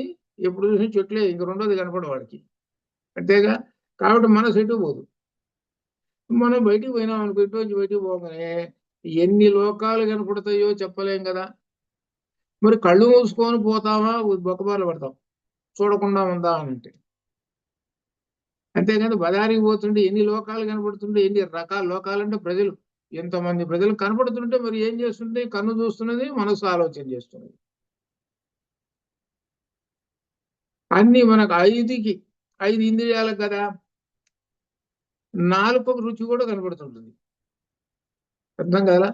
ఇట్లా 5 కనపడుతూ ఉంటుంటాయి. మరి ఇన్ని కనపడుతూ ఉంటుంటే నిగ్రహించేది ఎట్లా, అది సమస్య. అందువలన ఈ మనిషి ఈ లోకంలో నిగ్రహించుకోవాలంటే మనస్సు బయటికి పోయినాడంటే చాలా కష్టం అండి. మరి ఎట్లా నిగ్రహించుకోవటం? అందుకని అభ్యాస యోగ యుక్తేనా. అందుకని ఏం చెప్పారంటే, జ్ఞానం అనేటువంటిది చూశారు, దాన్నే ఏమిటో ఒక రకంగా మన ప్రగ్రహమేవచ్చ అన్నట్టుగానే అది ఒక పగ్గంలాగా పెట్టుకొని, అందుకని అది పెట్టుకోవాలంటే గురువు గారిని ఆశ్రయిస్తే చెబుతారనమాట. ఇలా ఏమిటంటే ఇట్లా ఇట్లా ఉంటే నెమ్మదిగా ఒక క్రమక్రమంగా మనస్సు నిగ్రహంలోకి వస్తుంటుంది, అది అర్థం. నాలుకో రుచి రోడ్డు పక్కన కనపడ్డది అనుకోండి, రోడ్డు పక్కన కనపడంగానే వెంటనే నీకు జ్ఞానం అనేటువంటిది రావాలి. దేని మీద పోవాలి అంటే ఆహారం కదా, అది ఆహారానికి పవిత్రత అనేటువంటిది ఉండాలి కదా. ఆహారం మనకు దానిలో కూడా వచ్చింది. ఆహారం అనేటువంటి చాలా గొప్ప పవిత్రమైనటువంటిది, పరబ్రహ్మ స్వరూపము. ఆ పరబ్రహ్మ స్వరూపానికి మనం ఏం చేస్తుంటాము అనమాట, పట్టు వస్త్రాలు కడతాము, ఇవన్నీ చేసి అర్చనలు చేస్తుంటాము. మనం తీసుకునేటువంటి ఆహారం అంత పవిత్రంగా ఉంటుంది. పట్టు వస్త్రాలు అనేవి మన దేవుడికి. అట్లనే ఇక్కడ ఏంటనమాట, అన్నానికి మంచినీళ్ళు అంటే అవి పట్టు వస్త్రం. ఈ విధంగా మనం అన్నం గురించి, ఆహారం గురించి ఇంతటి జ్ఞానపరమైనటువంటి విశేషం విన్నాము. మనం రోడ్డు పక్కన కనపడంగానే నాలుక అనేటివి పరిగెత్తుతున్నది అని అంటే ఇప్పుడు నిగ్రహించుకోవాలనా లేదా? ఈ జ్ఞానం తెలిసింది కాబట్టి అక్కడ నిగ్రహిస్తాడు, అది అర్థం. మరి పవిత్రత ఉందా? ప్రశ్న వేసుకుంటే ఇక్కడ పోగానే, రోడ్డు దగ్గర ఇక్కడికి పోగానే, రోజు పోగానే, ఇప్పుడు 10 సంవత్సరాల నుంచి చూస్తున్నాను, ఒక 50 మంది నిలబడి, చెట్టు కింద నిలబడి, ఏది తినేవాళ్ళల్లో 3 వంతులు ఆడవాళ్ళు ఉంటారు, 1 వంతు ఏమో మగవాళ్ళు. దాని పక్కనే మోర్ అనేటువంటిది ఉంటుంది, ఆ పైన SBI ఉంటుంది, అక్కడికి పోతారు. వీళ్ళు దుంపాలేగా, వీళ్ళు ఆడవాళ్ళు కూడా 3 వంతులు తింటున్నారు, వీళ్ళు ఇంట్లో ఏం వండుకోరా వీళ్ళు, అర్థం కాదా. సరే మగవాళ్ళు అంటే సరే, ఏమిటి ఎంత టేస్ట్గా తింటున్నారో తెలుసు. సరే ఒక్కోసారి అది వాడికి జీవనోపాధి కలిగింది, సరే పోలీలే, అదొక కూడా పుణ్యమేలే మనం లాంటి వాళ్ళు అనుకుంటూ పోతారు. అంటే ఎందుకంటే చెప్పేది, ఈ పవిత్రత అనేటువంటిది కొంచెం పట్టుకుంటే వాడు ఏం చేస్తాడంటే, ఈ ఆహారం విషయంలో నిగ్రహ శక్తి పాటిస్తాడు. అది ఒక దానిలో పాటించామంటే నెమ్మదిగా ఒక్కొక్కటి వస్తుంటుంది. మేము చదువుకునేటప్పుడు కొత్త సినిమా వచ్చినప్పుడు కొంతమంది ఫ్రెండ్స్ ఉంటారు కదా, వాడు కొత్త సినిమా రాగానే పోయి చూడాల్సిందే. రాగానే వచ్చి చూసి వాడు పెద్దగా ఏం చెబుతాడంటే, నేను చూసి వచ్చాను, దానిలో ఉన్న ఇది అది ఇదని చెప్పుకుంటూ కూర్చుంటాడు. మేము ఇప్పుడు చూడమా, ఎన్ని రోజులు ఆడుతుందా అని నేను ప్రశ్న వేశాను. ఆ వాడుతుండదు 100 రోజులు ఆడుతుంది, నేను 100వ రోజు పోయి చూస్తాను. నేను ఇప్పట్లో చూడను. వామ్మో ఏం జనం రా బాబోయ్ కనుక్కుంటుంటారు టికెట్ రోజు. ఇప్పుడు సంగతి కాదు, నేను 60 ఏళ్ల క్రితం సంగతి చెప్తుంది. అప్పుడు మీకు తెలియదు అప్పుడు పరిస్థితులు ఎట్లుంటాయో అనేటువంటి. ఏమిటంటే అర్థం ఏమిటంటే, దీనిలో ఆ నిగ్రహ శక్తి అనేటువంటిది ప్రధానమైనది. అలా క్రమక్రమంగా మనస్సును నిగ్రహం చేసుకోవడం అనేటువంటిది క్రమంగా వస్తుంటే అప్పుడు మనస్సు మనం చెప్పిన మాట ఉంటుంది. అది ఒక ఉదాహరణగా చెప్పుకోవాలంటే అది అందువల్ల అనమాట. అది అందుకని మనస్సుని ఎప్పుడైతే నిగ్రహం చేసుకుంటావో అనగా చంచలం లేకుండా, మనస్సు యొక్క అసలు లక్షణము చంచలము. ఈ చంచలాన్ని గురించి కూడా దీనిలో కథ కూడా పెట్టాను నేను. మీకు ఇదివరకు కూడా కథ చెప్పాను అనుకుంటాను. మళ్ళీ ఒకసారి వినిపిస్తాను. ఏమిటంటే కార్తీక మాసం వచ్చింది. అందరూ ఏం చేస్తారు? ఉపవాసాలు ఉండటం, శివాలయానికి పోయి అభిషేకాలు చేసుకోవటం, కొబ్బరి చిప్పలు తెచ్చుకోవటం, ఇది మాకు మామూలుగా ఉండేటువంటిది. ఇది పేరు చెప్పుకోవటం, ఆ 10 రూపాయలు 100 రూపాయలు కట్టి చేసుకోవటం, ఇవన్నీ ఒక ఆనవాయితీ అలవాటు అయిపోయింది. సరే, బాగానే ఉందండి. సరే, వాళ్ళు చేసావు బాగానే ఉంది. అయితే ఇక్కడ ఒక విశేషం. ఇది ఏమిటంటే కార్తీక మాసం అనేది ఎందుకు వస్తుందని అంటే, మనస్సు నిగ్రహం చేసుకో అని చెప్పటానికి వచ్చినటువంటి మాసం అది. ఒక అలవాటు చేసుకో అని చెప్పటానికి. అలా అలవాటు చేసుకోవటానికి ఏంటి అంటే, నీకున్నటువంటి 5 ఇంద్రియాలు ఉన్నాయి. 5 ఇంద్రియాలు ప్రతిరోజు ఈ లోకంలో తిరుగుతూ, ఇదిగో మనం చెప్పుకున్నామే, నాలుక చూడగానే అదే పని, కళ్ళు చూడగానే ఇదే పని, అర్థం కాలా? ఇట్లా ఈ విధంగా 5 సుఖాలు అనుభవించడం కోసం ఎప్పుడు చూస్తుంది. ఇప్పుడు ఈ మాసం ఒక్క మాసమైనా నిగ్రహించుకోరా అని చెప్పారు. అదే అర్థం. అందుకని ఉపవాసములు, ఏదో దేవుడు పేరు పెట్టుకొని ఉపవాసం ఎట్లా ఉండాలి ఏమిటి, సరే తర్వాత అనేటువంటిది ఉంటుంది సహజంగా. అయితే 11 కోతులు ఏం చేసినాయి అంటే, మనం ఎప్పుడు ఉపవాసం ఉంటాం లేదురా మనం, కాబట్టి మనం ఉపవాసం ఉందాం రా అని పెద్ద కోతి అన్నదిట మిగిలిన 10 కోతులతోటి. అనేటప్పటికి సరే అన్నయ్యట అని ఆ 11 కోతులు ఒక దేవాలయం శివాలయం ముందు వచ్చి కూర్చున్నాయిట. కూర్చొని మధ్యలో సెంటర్లో పెద్ద కోతి ఉన్నది. ఒక నిమిషం కూర్చొని నమస్కారం చేస్తూ కూర్చున్నాయిట ఈ కోతుల వరకు. ఒక నిమిషం అయిపోయేటప్పుడు పెద్ద కోతి అన్నదిట, ఒరే మనం ఉపవాసం చేస్తున్నాం కదా ఏకాదశి, మరి తర్వాత ఇంకొక విశేషం ఏంటంటే, మనం వాకిలి ముందే కూర్చున్నాం, మనం వచ్చేవాళ్ళు పోయేవాళ్ళు అందరూ ఉన్నారా, వాళ్ళు తొక్కేస్తారు మనల్ని, కాబట్టి మనం క్షేమమైనటువంటి మన వాసం ఉంది కదా, ఏంటి చెట్టు మీద కూర్చొని చేద్దాంరా అన్నాడు. సరే బా, చెట్టు ఎక్కేసారు. ఆ చెట్టు మీద కూర్చున్నాయి, నమస్కారం చేస్తూ కూర్చున్నాయి. ఒక నిమిషం అయిపోయేటప్పుడు పెద్ద కూర్చున్నదిట, ఒరే ఏకాదశి అయిపోగానే ద్వాదశి వస్తుందిరా, ద్వాదశి రాగానే ద్వాదశి పారాయణ చేయకపోతే ఏకాదశి ఫలితం దక్కదు, కాబట్టి మనం చిన్న అల్పమైన ఆహారం తీసుకోవాలి కదా, కాబట్టి మనం అల్పమైన ఆహారం తీసుకోవాలంటే ఈ చెట్టుకున్న పండ్లే సరిపోతాయి. కాబట్టి తలా ఒక పండు కోసుకొని చేతిలో పట్టుకుంటారా, ఏ ద్వాదశి రాగానే అప్పుడు పండు తినాలి. సరే, అందరు తలా ఒకటి పండు పట్టుకున్నాయి.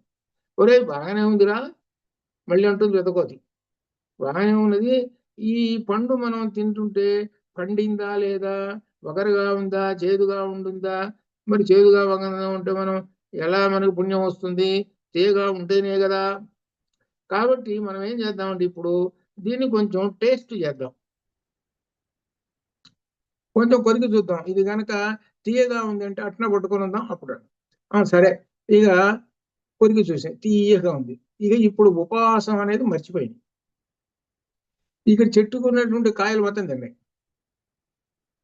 కాయలు మొత్తం తిని ఎటో పెరిగెత్తినాయి, ఉపవాసం పోయింది, అన్ని పోయింది. ఇక్కడ పెద్ద కోతి ఏమిటి అని అంటే మనస్సు. అది ఈ 10 ఏంటి ఇంద్రియాలు అంటే జ్ఞానేంద్రియాలు 5, కర్మేంద్రియాలు 5. ఈ మనస్సు అనే కోతి ఏం చేస్తుందనంటే తడకొక ఆలోచన చెబుతుంటుంది. ఉపవాసం అనేసరి కూర్చున్నాం, ఉపవాసం అంటే ఏకాదశి అయిపోయింది, ద్వాదశి రేపు వస్తున్నది కదా, మరి ఏదో చిన్నది తినాలి కదా, ఏదో తినమన్నారు కదా, మరి ఏం చేద్దాం దానికి, సరే చేద్దామంటే అవి కూరగాయలు అని కొనుక్కొచ్చుకొని, ముందు ఉపవాసం రోజు కూరగాయలు కొనుక్కొచ్చుకుంటూ కూర్చుంటాడు వీడు, అన్ని రెడీ చేసి పెట్టుకుంటాడు, అంత బియ్యం కడిగి అన్ని అనేది రెడీ అనమాట. రాగానే ఇంకేదో దాని పైన పెట్టేసేవాళ్ళు, అదే అనమాట. అంటే దృష్టి ఎటువైపు ఉంది, ఏకాదశి అయిపోగా ద్వాదశి పారాయణ అంటే మంచినీళ్ళు తాగరా అని చెప్పారు. అది ఏంటంటే ఇవన్నీ ఇలా చేస్తుంటారనమాట. అందుకని దానివల్ల ఏమొస్తుంది అని అంటే, నీకు ధర్మపరంగా చేయలేదు కాబట్టి, అధర్మంగా ఉన్నావుగా చేశావు కాబట్టి నీకు కొంత కర్మఫలం వస్తుంది అని అనుభవించాలి. ఆ కర్మఫలం వల్ల ఏమిటనమాట, నీకు చెడు కర్మఫలం వస్తుంది. ఏదైతే విధానం ఉన్నదో ఆ విధానం ప్రకారంగా చేయకపోతే దానికి ఏంటంటే కర్మఫలం అనుభవించాలి. లేనిపోతే కొని తెచ్చుకోవటం అనమాట వీడు. అంటే ఏమిటి, తన ఇష్టం వచ్చినట్టు తన మనస్సు ఎటుబడితే అటు పరిగెత్తున్నట్టుగా చేస్తుంటే దీనివల్ల ఫలితం లేదు. అది గొప్ప విశేషం.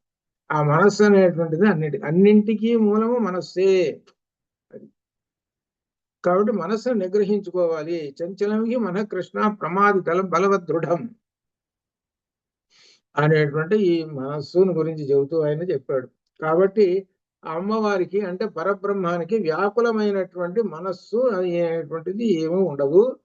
వ్యాకులత మనకి ఎప్పుడు వ్యాకులత ఉంటుంటుంది. మన మనస్సుకి వ్యాకులత ఉండేటప్పటికీ 10 రకములైన ఆలోచనలు చేసుకుంటూ దాన్ని ప్రకారంగా నడుచుకుంటూ ఉంటుంటాడు. అది వ్యాకులత అనేటువంటిది ఉంటుంది. మనస్సుకు పరిపరి విధాలుగా ఆలోచిస్తుంటాడు.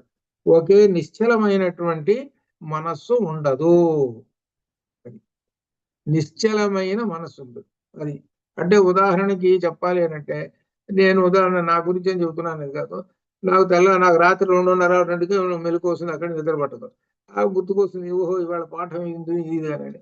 కాసేపు పడుకున్న తర్వాత 4:30 కాగానే 10 మినిట్స్ వస్తుంది. 10 మినిట్స్ రాగానే ఇదంతా అయిపోయిన తర్వాత మళ్ళీ దీనిలో కాసేపు అరగంట సేపు అర్చన ఇదన్నీ అయిపోయిన తర్వాత అప్పుడు టయాన్ని మీకు వచ్చేస్తారు. ఇది చేయకుండా ఉండాలనుకో, శుభ్రంగా హాయిగా నిద్రపోవాలనుకో నిద్రపోవచ్చు. హాయిగా నిద్రపోవచ్చు, ఏం లేదు. కానీ ఇది చేస్తున్నాము ఏమిటనంటే అర్థం ఏంటి, ఇది తపస్సు ఒక మాట, ఉపాసన ఇంకొక మాట. మరి ఇంద్రియాలను సుఖపెట్టచ్చు శుభ్రంగా. ఇప్పుడు మనం చెప్పుకుంటున్నామంటే 10 మంది వింటున్నాము, 10 మందికి కొంత అధ్యయనం వలన కొంత జ్ఞానం లభిస్తూ ఉన్నది. ఇది చెప్పినటువంటిది గొప్ప విశేషమైన. అదే సుఖంగా కావాలనుకుంటే, సుఖం అంటే ఇంద్రియాలు ఎప్పుడు చూసినా ఏం చేస్తుంటాయి, సుఖం సుఖం. ఆ ఇంద్రియ 7ంటికి లేవచ్చులే, 7 అయిపోయింది 8 అయింది నెమ్మదిగా లేవచ్చులే.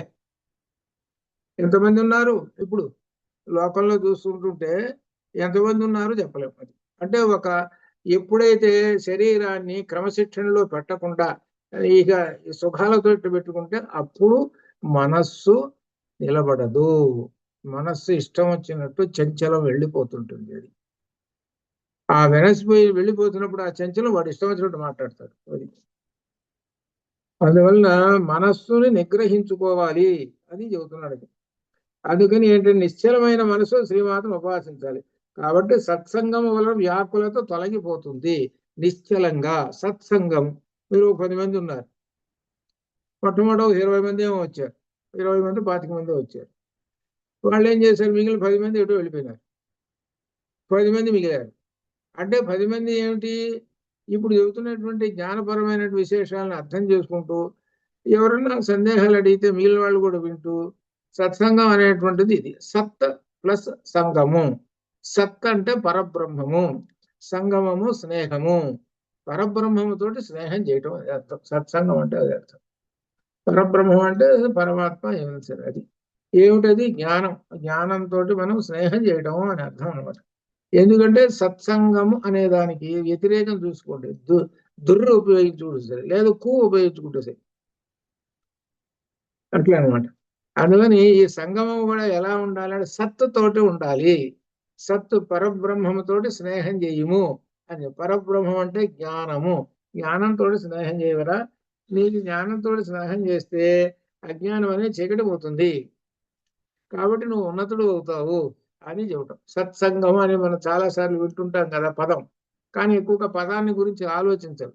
సత్సంగం అంటే వెళుగుతున్నామండి అని అంటుంటారు.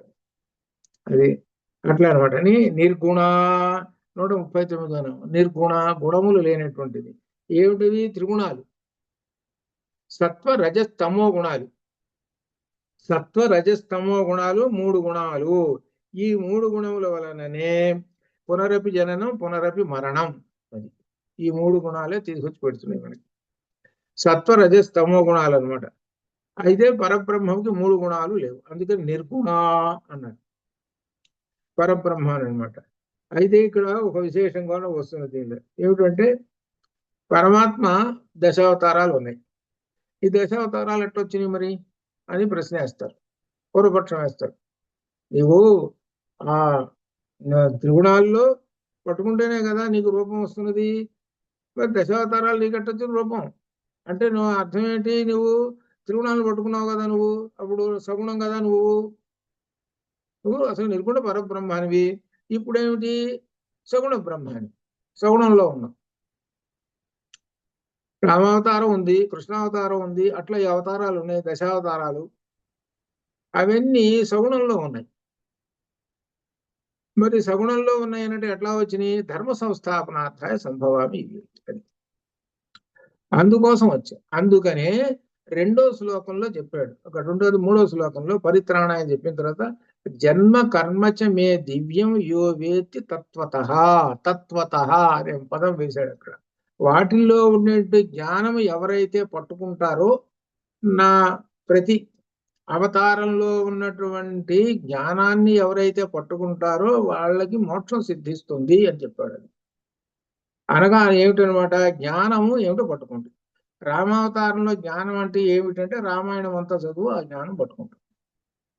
ఆ త్రిగుణములు ఏం చేస్తుంటాయి మానవుడిని అని అంటే, ఉదాహరణకి రాముడు.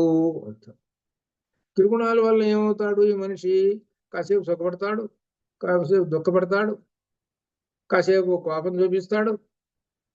త్రిగుణాల వలన అవన్నీ చూపించాడు ఆయన. ఇదే రామాయణం కాదు. రామాయణం చదువుతున్న కొంతమంది తెలియక ఏమిటి రాముడు ఏడుస్తున్నాడు, దేవుడు కదా అని అంటారు. అది కాదయ్యా, ఇది అసలు అర్థం. ఇది మానవుడికి ఒక విశేషం చూపిస్తున్నాడు. ఇదిగో ఈ కష్టాలు వచ్చినప్పుడు ఏడుస్తాడు. ఎంత చేసినా ఒక్కటి మాత్రం అతిక్రమించడు. అదే రాముడు చెప్పాడు. అదే గుర్తుపెట్టుకో. ఏమిటి? ఒక్కటి అతిక్రమించడు అనేట దానికి వశమై ఉంటాడు, దాన్నే పరిపాలన చేస్తుంటాడు. అదే ధర్మము. అది అందుకని ఆయన చెప్పింది ఏంటంటే, నేను ఎట్టి పరిస్థితుల్లోనూ ధర్మాన్ని అతిక్రమించను అని చెప్పి సీతాదేవితో అంటారు. ఏ సందర్భంలోనే వచ్చినా నిన్నైనా వదిలేస్తాను, లక్ష్మణ్ణైనా వదిలేస్తాను, కానీ నేను ధర్మాన్ని మాత్రం అతిక్రమించను అని అరణ్యకాండ ప్రారంభంలో చెబుతాడు. అట్లా శేషం ధర్మం అనేటువంటిది.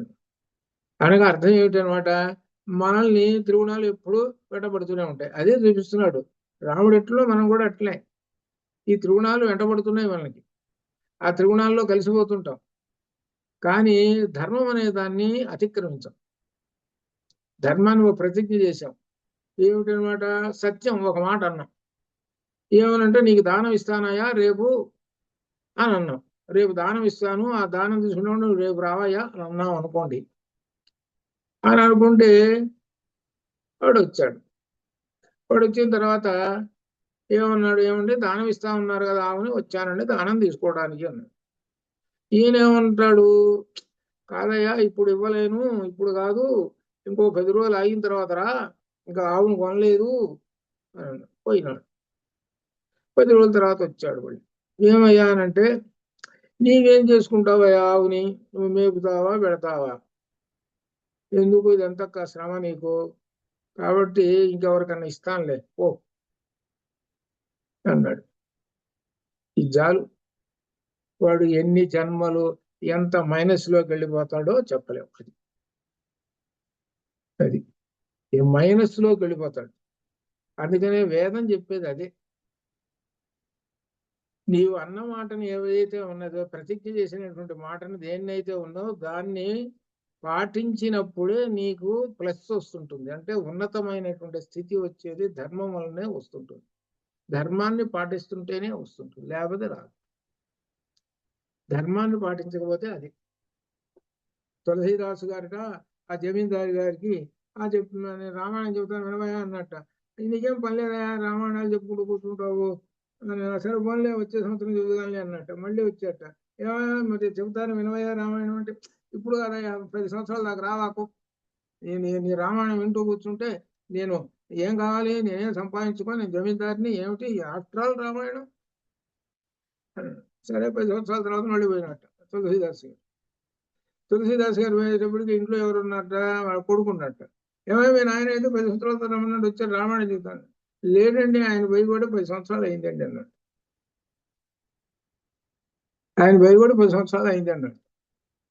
సరే వెనక తిరిగి వస్తుంటే ఒక ఆవు వస్తున్నది. ఒక ఆవు ఎదురుగా కనపడి కళ్ళమ్మట నీళ్లు పెట్టుకొని ఏడుస్తూ ఉండదు. వెంటనే ఆవులో జీవుణ్ణి చూశాడు, ఈ జమీందారుని చూశాడు. జమీందారుని చూసి అన్నట్టే, చెబితే విన్నావా నీవు? ఒక మాటకి ప్రతిజ్ఞ చేసుకొని దాన్ని పాటించకుండా ఉండకుండా ఉన్నావు. నువ్వు దీన్ని ఇప్పుడు ఏమి అనుభవించాలి ఈ జన్మలో? నువ్వంటే కర్ర దెబ్బలు అనుభవించాలి. ఈ ఎవడు కొడుతున్నాడు? నీ కొడుకే కొడుతుంటాడు. చెప్పిన మాట వెనకపోతే వాడే కొడుతుంటాడు. అంటే ఏంటనమాట, ఒక ధర్మాన్ని గనక అతిక్రమిస్తే, ధర్మాన్ని అతిక్రమిస్తే నీ పరిస్థితి చూసుకో ఏ విధంగా. అదే మనకు వేదం చెప్పేది అదే, రామాయణం కూడా చెప్పేది అదే. ధర్మాన్ని అతిక్రమించినటువంటి వాడు. అందుకనే ఒక రావణాసురుడు ధర్మాన్ని అతిక్రమించాడు గనక అంతటి గొప్పవాడు కూడా, ఎంతో గొప్పవాడైనటువంటి వాడు ధర్మాన్ని అతిక్రమించాడు గనక ఆయనను ఆశ్రయించి ఉన్నటువంటి వాళ్ళు అనేక లక్షల కోట్ల మంది చచ్చిపోయినారు. అనగా ధర్మాన్ని ఎవడైతే ప్రొటెక్ట్ అంటే దాని అర్థం సమర్థిస్తున్నాడో అని అర్థం. అది రావణాసుడి దగ్గర ఉన్నటువంటి మహావీరులు గొప్పవాడు, వాడు ఒక్కొక్కడే ఇంద్రలోకాన్ని జయించి వచ్చినటువంటి వాడు. అటువంటి వాళ్ళందరూ కూడా నశించారు, ధర్మాన్ని అతిక్రమించాడు కనుక. అందుకని ఇక్కడ అదే అనమాట విశేషం.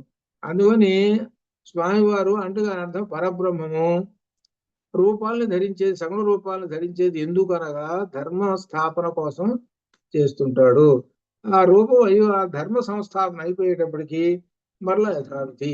అది అందుకని యుద్ధం చేయాలి కదా. యుద్ధం చేయాల్సి వచ్చినప్పుడు త్రిగుణాల్లో తమో గుణాన్ని ఆవహించుకోవాలి, యుద్ధం చేయాలి. రామచంద్రమూర్తి మామూలుగా ఉన్నప్పుడు ఎలా ఉంటాడంటే అసలు ఈయనకి యుద్ధమే చేత కాదురా అన్నట్టుగా ఉంటాడు, అంతటి దయా స్వభావంతో ఉంటాడు. యుద్ధం వచ్చేటప్పటికి చాలా రుద్ర రూపం ధరిస్తాడు. అదే రామాయణంలో అరణ్యకాండలో ఆ కరుడితోటి యుద్ధం చేసేటప్పుడు ఉంటాడు, మహాభయంకరంగా ఉంటాడు. ఆయన రుద్ర రూపం ధరిస్తాడు, కోపం అనమాట.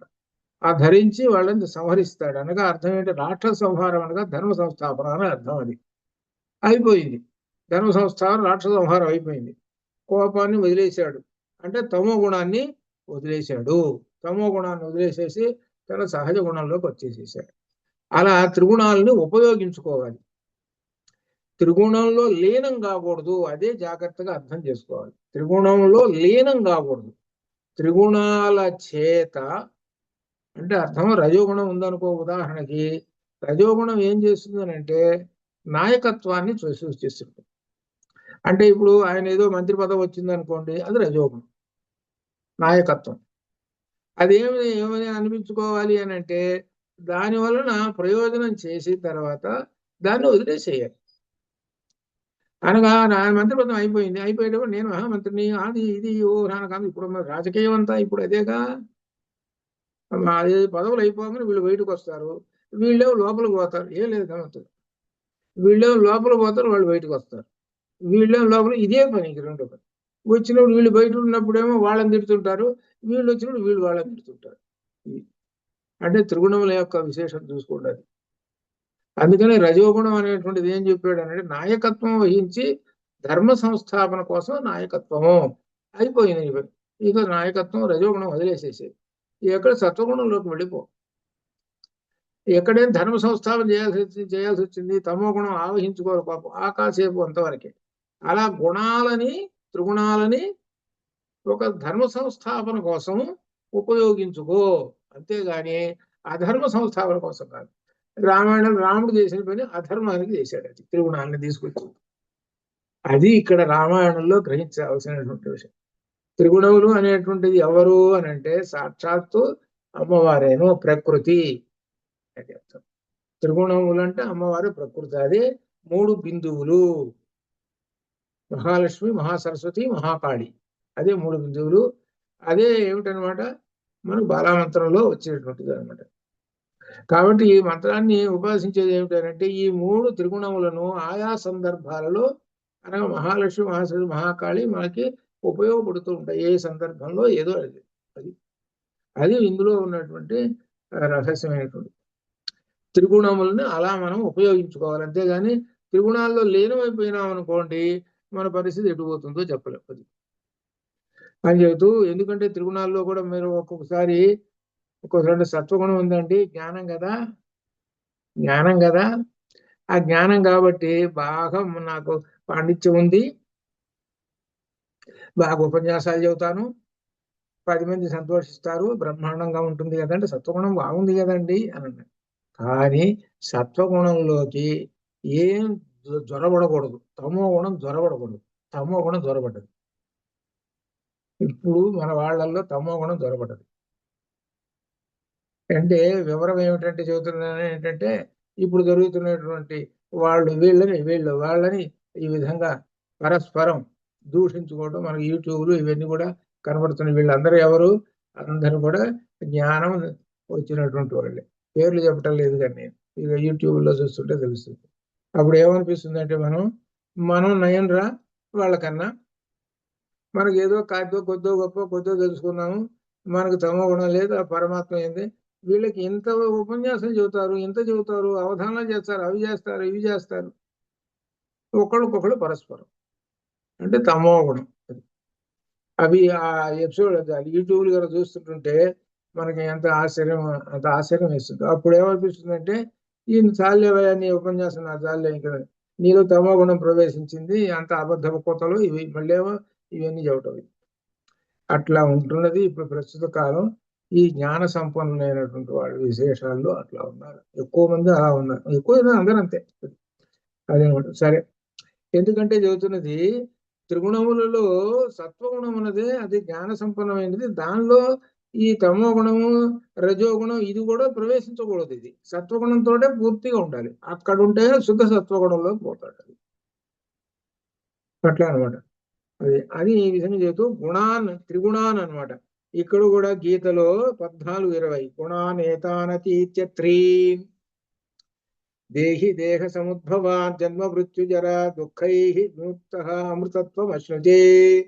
త్రిగుణాతీతుడు జన్మ మృత్యు జరా దుఃఖాల వలన కలుగు దుఃఖం నుండి విముక్తుడై ముక్తిని పొందుతున్నాడు.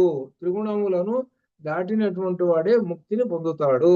అదే జీవన్ముక్తి. ఈ శరీరం ఉన్నప్పుడే, ఈ భూమి మీదే ఉన్నప్పుడే డైరెక్ట్ గా ఆ ముక్తి పొందినటువంటి వాడు ఉంటాడే, పరబ్రహ్మ లేనివాడు, దాన్ని జీవన్ముక్తి అంటారు. అది అంటే ఏమిటన్నా, త్రిగుణములను మొదటి దగ్గర నుంచి కూడా త్రిగుణములను దాటి అనగా నిర్గుణ పరబ్రహ్మమును ఉపాసించువాడు మాత్రమే. సగుణ బ్రహ్మమును ఉపాసించువాడు కాదు. సగుణ బ్రహ్మమును ఉపాసించువాడు క్రమంగా తన యొక్క స్టేజెస్ దాటుతూ చివరికి నిర్గుణ పరబ్రహ్మలో వెళతాడు. ఈ విషయం మనకు చాందోగ్యంలో వస్తుంది. అదే మనకు బ్రహ్మసూత్ర భాష్యంలో ఫలాధ్యాయంలో వస్తుంది. అది ఈ సగుణ బ్రహ్మాన్ని ఉపాసించేటువంటి వాడు, అది అర్థం అనమాట. అదే ఇప్పుడు మనకు కొన్ని కథల్లో చెబుతుంటారు. ఏమిటనంటే, సగుణ బ్రహ్మాన్ని ఉపాసించేటువంటి వాడు, ఉదాహరణకి శంకరాచార్యులు వారు వాళ్ళ తల్లి అవసాన కాలంలో వచ్చినప్పుడు ఆ తల్లి అడుగుతుంటుంది, అయ్యా నేను వెళతాను రాజునంటే, ఆయన శివుడిని పిలుస్తాడు శివ సాహిత్యం కోసం. ఆ శివుడు భటులతో వచ్చాడు. ఆమె చూసినది, శివుడు భటులతో ఉన్నాడు, వీళ్ళు త్రిశూలాలు అంతా ఎలా ఉన్నాడు, భయంకరంగా ఉన్నారు వీళ్ళెప్పుడు నేను పోను అని. సరే అటైతే విష్ణువు పిలుస్తానన్నాడు. విష్ణు ఎంతో బ్రహ్మాండంగా అందంగా ఎట్లా ఉన్నారు, చూడముచ్చటగా ఉన్నారు. వీడు పోతాను రా అన్నాడు. అంటే అర్థం ఏమిటి? దీనిలో సగుణ బ్రహ్మంలోకి కలిసి అక్కడి నుంచి నిర్గుణంలోకి వెళ్తారు. ఎప్పుడైతే నీవు సగుణ బ్రహ్మాన్ని ఆరాధిస్తూ ఉన్నావో చివరి దశల్లో ఆ సగుణ బ్రహ్మంలో లీనం అవుతావు. ఆ లీనమైనప్పుడే నిర్గుణంలోకి వెళ్తావు. అది అర్థం. అదే జాగ్రత్తగా సగుణ బ్రహ్మోపాసన అనేది ఒక కీర్తన కూడా ఉంటుంది, జాగ్రత్త పడుతుంది. అది సగుణ బ్రహ్మం అట్లా అనమాట. నిర్గుణ బ్రహ్మం అనేటువంటిది మాత్రం కేవలం మహర్షులు అటువంటి వాళ్ళకి మాత్రమే ఇది నిర్గుణ బ్రహ్మం. ఇక్కడ నిర్గుణ బ్రహ్మాన్ని గురించి చెబుతున్నాడు. నిర్గుణ బ్రహ్మం అనేటువంటిది ఏమిటంటే, జన్మ మృత్యు జరా దుఃఖాల కలుగు దుఃఖం నుండి విముక్తులు అవుతారు అనగా వాళ్ళకి ఈ వార్ధక్యము పుట్టుక అనేటువంటివి ఇక ఉండవు అనగా అర్థం ఏంటంటే, జనన మరణములు లేవు. జనన మరణములు లేవు అంటే అర్థము ముక్తిని పొందాడు అని అర్థం. ముక్తిని పొందాలి అంటే ఈ 3 గుణములను అతీత్య దాటాలి. ఈ 3 గుణాలను దాటాలి. ఈ 3 గుణాలని దాటితే అప్పుడు ముక్తి పొందుతాడు. కానీ ఈ 3 గుణములతోటే ఈ లోకమంతా కూడా నిండిపోయినది. అందుకని ఏం చేశాడనమాట, ఈ 3 గుణములతో నిండిపోయింది కాబట్టి ఆ పరబ్రహ్మమే సగుణ రూపం ధరించాడు గనక ధన సంస్థాపనార్థాయ సగుణ బ్రహ్మ. జాగ్రత్తగా గుర్తుపెట్టుకోవాలి అది. కాబట్టి ఆ పరబ్రహ్మాన్ని, ఆ దేవతని మనం ఆరాధించాలి. ఆయనకు రకరకాల పేర్లు, రకరకాలు రూపాలు, రకరకాలు. చివరి లక్ష్యం అంతా ఒకటే. అది ఇందులో చెబుతున్నటువంటి విశేషం. అందువలన నిర్గుణ పరబ్రహ్మమును దర్శించుకుంటుండాలి. సగుణంలో నుంచి, సగుణం నుంచి అట్లా ఈ విధంగా చెబుతాను. నిర్గుణ పరబ్రహ్మ భాగవతం 10వ స్కంధంలో కూడా ఇక్కడ ఇచ్చిన పద్యం కూడా ఉన్నది అనమాట. ఇది అదేనమాట. తర్వాత నిష్కళ, నిష్కళాయై నమః. నిష్కళ, నిహి కళ, ఎటువంటి అవయవములు లేనటువంటిది, రూపము లేదు అని అర్థం అనమాట. ఎటువంటి గుణములు లేనిది, ఎటువంటి అవయవాలు లేవు, నిరాకార నిర్గుణ అనేటువంటి అర్థాలు చెబుతారు నిష్కళ. ఈ నిష్కళ అంటే ఎటువంటి రూపం లేదు కాబట్టి ధ్యానములో నిరాకారమైన బ్రహ్మ చింతన, ఆకారముతోనున్న ఉన్నటువంటి ధ్యానము బ్రహ్మ చింతన కనుక శ్రీమాతను ఈ నామం నిర్గుణ పరబ్రహ్మం. అదే విషయం ఇంకా వివరంగా చెబుతున్నారు. అది ఈ విషయం గీతలో సర్వభూతస్థం ఆత్మాను సర్వభూతాని చాత్మని ఈక్షతే యోగయుక్తాత్మ సర్వత్ర సమదర్శన. ఈ నిర్గుణ పరబ్రహ్మము ఇక్కడ విశేషం. నారాయణ సూక్తంలో చెప్పాను. ఎక్కడున్నాడు నా నిర్గుణ పరబ్రహ్మము? మన శరీరంలోనే ఉన్నాడు, మన దేహంలోనే ఉన్నాడు. నాభికి ఒక జాన పైన కొలుచుకో, అక్కడ చుక్క పెట్టుకో, అక్కడ ఉన్నాడు. లేదా పైనుంచి కంఠం దగ్గర నుంచి ఒక నీ జానతోటి పెట్టుకో, చుక్క అక్కడ పెట్టుకుంటే అక్కడ అక్కడ ఉన్నాడు. ఎంత ఉన్నాడు? అణుహు, అణువంత ఉన్నాడు. అణువంత ఉన్నాడు. అణువంత ఉండి ఆయన ఈ శరీరం మొత్తాన్ని ప్రకాశింపజేస్తూ ఉన్నాడు. అటువంటి అణువంత ఉన్నటువంటి నిర్గుణ పరబ్రహ్మ రూపం ఏమన్నా ఉన్నదా? లేదు. రూపం ఏమన్నా ఉన్నదా? అసలు లేదండి. అసలు అటువంటి నిర్గుణ పరబ్రహ్మము సర్వభూతస్థమాత్మానం సర్వభూతాని చాత్మని ఈక్షతే యోగయుక్తాత్మ సర్వత్ర సమదర్శన. ఆ యోగయుక్తుడు సర్వత్రా అన్ని చోట్ల సమదర్శనం చేసుకుంటాడు. అనగా అన్ని భూతములలోనూ సమంగా ఉన్నాడు. అంటే ఇక్కడ ఒక విశేషం ఏమిటంటే, ఏనుగు ఉందనుకోండి, ఏనుగు పెద్దది, ఏనుగు పెద్దది కాబట్టి అక్కడ పరబ్రహ్మము ఆయన కూడా అంత ఉంటుంటాడు. ఇది జైన సిద్ధాంతం. ఇది మనకు దీనిలో శంకర విజయంలో వస్తుంది. శంకర విజయంలో జైన సిద్ధాంతం ఏమిటంటే, వాళ్ళు అనేది ఈ మనిషి ఇంకొక జన్మ ఎత్తేటప్పుడు ఏనుగు జన్మ ఎత్తాలనుకోండి, మనం ఏం చెబుతాం, ఎక్కడ చూసినా కానీ అణువంతే ఉంటాడు, ఏనుగులో కూడా అణువంతే ఉంటాడు. కానీ వాళ్ళు అంటారు ఏనుగు జన్మ ఎత్తాలనుకోండి, అణువంత ఉన్నటువంటి ఈ జీవుడుట ఏనుగంత అవుతాడట, ఏనుగంత అయ్యి లోపల ప్రవేశిస్తాడట. అయ్యా బాగానే ఉంది, అక్కడ ప్రవేశిస్తాం. మరి ఈగ కావాలనుకో అప్పుడు ఏమవుతాడండి అంటే ఈగంత అవుతాడట. అంటే సంకోచము వ్యాకోచం అని జైన సిద్ధాంతం వాళ్ళకి.